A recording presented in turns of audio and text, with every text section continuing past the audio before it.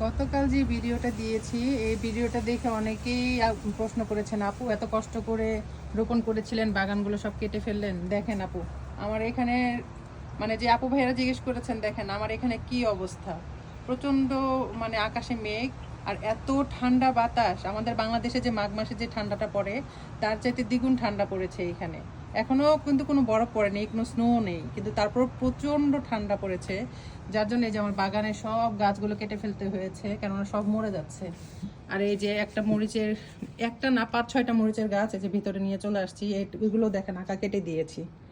এই যে ফলন ধরে আছে, কিন্তু তারপর আমার কেটে দিতে হয়েছে, কিচ্ছু করার নেই, কেননা বাহিরে রাখলে এতটুকু বাঁচাতে পারবো না, মরে যাবে।